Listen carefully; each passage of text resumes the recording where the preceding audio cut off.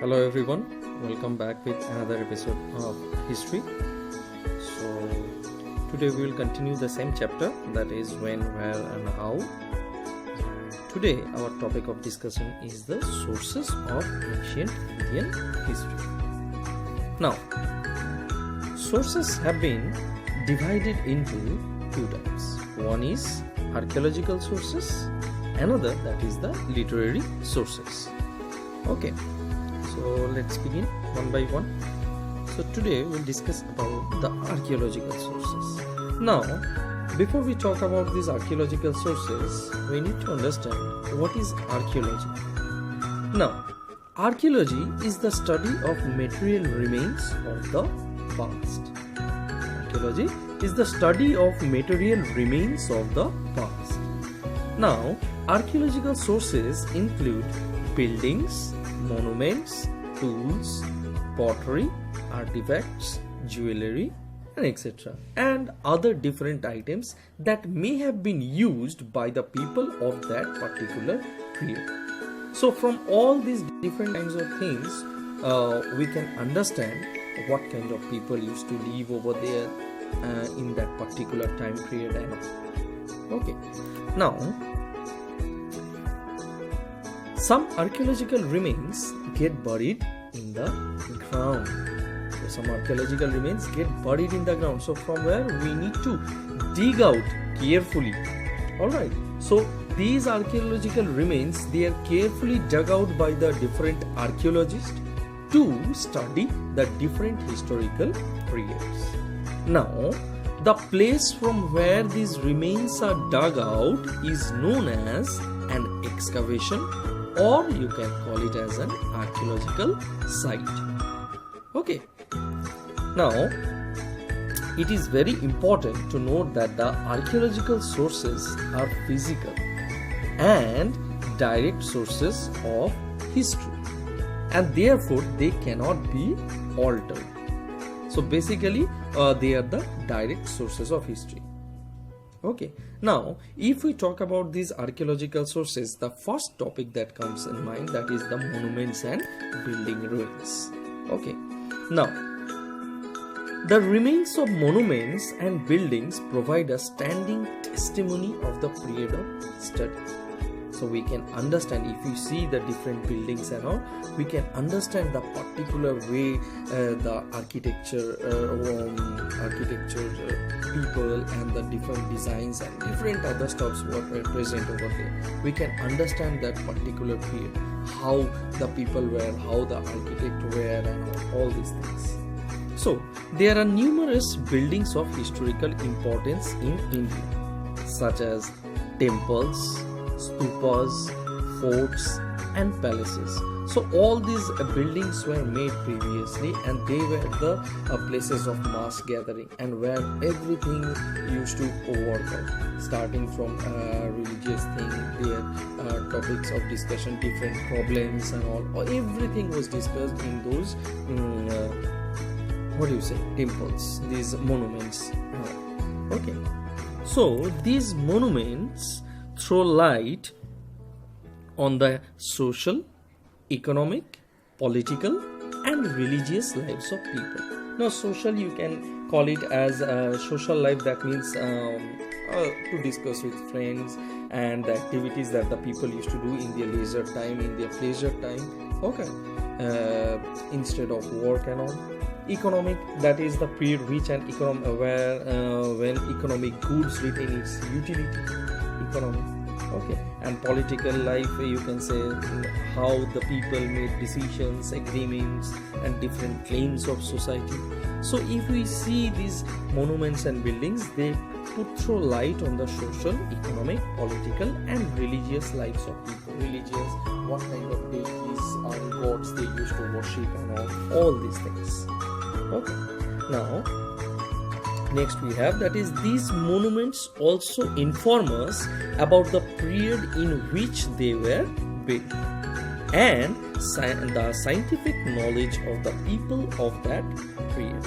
So quite naturally, these monuments, we can understand when these monuments were built, and their in a few monuments also it was things were engraved, many writings were engraved, the dates when it was made, and all these things were done, and we can understand those things when that particular monument was built, and we understand about that period, how things were done in that period, and the scientific knowledge, how the people thought and what were their technicalities and all these things we understand. Okay, now if we talk about the buildings, so the remains of important buildings give us information about the architectural style prevalent in that period. So it gives us the architectural style, that is what were the designs and how the engineers and workers they carried out their work, and all these things we can understand. Now, ancient ruins also give a glimpse into the cultural identity of a place.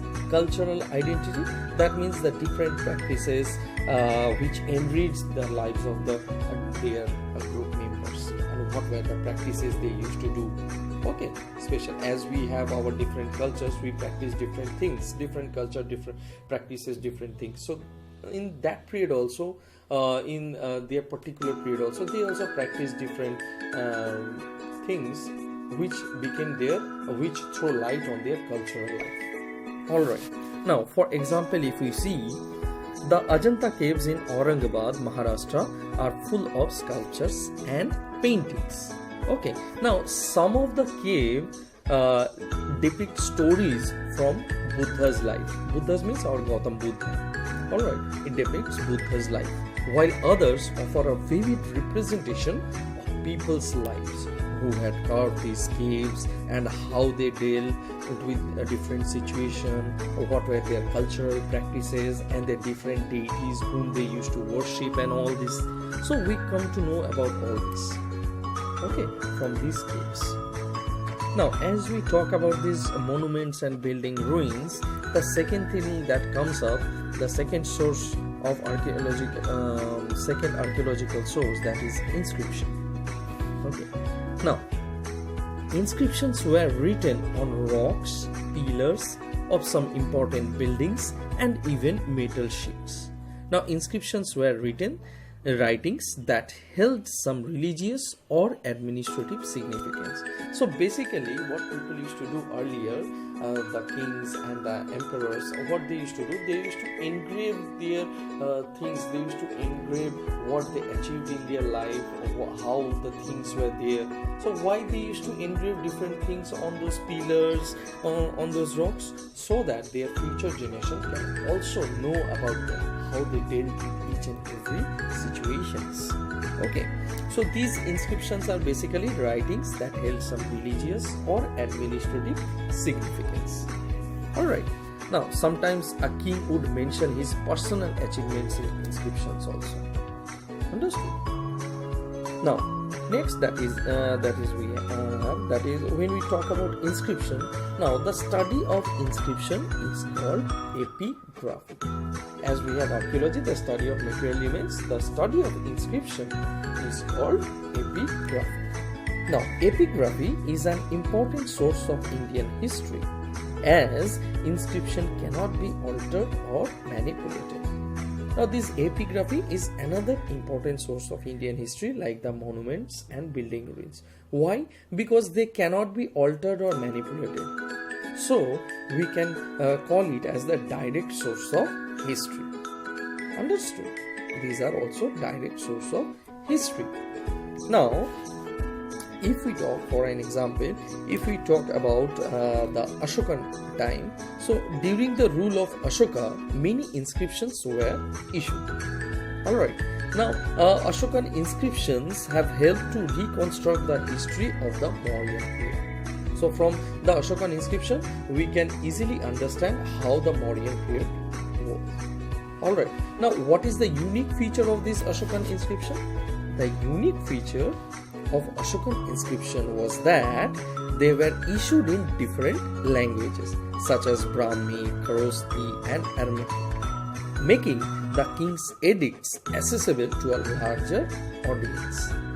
So because of as these inscriptions were engraved in different languages, so a larger audience could understand. Alright, and this way they got what? Famous. And their future generations also came to know about them. Understood? So all these we have in this inscription, and next we move on to coins. Now, coins are a very important source to study history, and the study of coins is known as numismatics. Understood? Now, they provide information on the socio-economic and political life of a period. The socio-economic, that means how the people interacted with each other, their economic habits, their income, finances, and their mode of payments. Alright. So all these, and of course the political life, that is how they made their decisions, agreements, the different claims of societies. Alright, so with the help of these coins. Now, they also tell us about the trade and commerce that took place during a period. Yes, quite naturally. So these coins help us to understand how the business were done, how the debt tradings were done, all these things. Alright, like inscriptions, coins were sometimes issued to celebrate an important event also. Alright, so coins basically are also a direct source of history. Okay, now for example, if we see coins found in India were minted in gold, silver and copper. Alright, so this way these coins were minted. Okay, now for example, if we see the Gupta ruler, that is Samudragupta, was represented in many coins. Alright, now the coins show Samudragupta slaying a tiger, playing the veena, or a skillful warrior. Okay, so the coins issued during Samudragupta's period represented him not only as an able and just ruler, but also as an extremely talented individual. Understood? Next we have, that is the historical artifacts. Now what are these artifacts? Now artifacts are objects made by human beings that were used in the past, such as tools and pots. Okay, now artifacts have some sort of historical or cultural attached to them. Quite naturally, in different periods, different kinds of artifacts were used.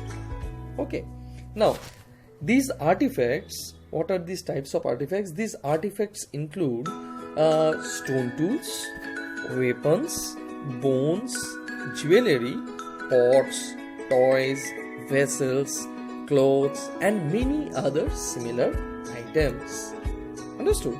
Now these artifacts show the sign of human existence and modification with time. Now in one period, the historians found different artifacts. In the next another period, they found a developed version of different artifacts. So they understood slowly as the time passed, people got developed, they understood how things can be changed, they modified the different artifacts, and this way we can understand the sign of the human existence and how they got modified with time.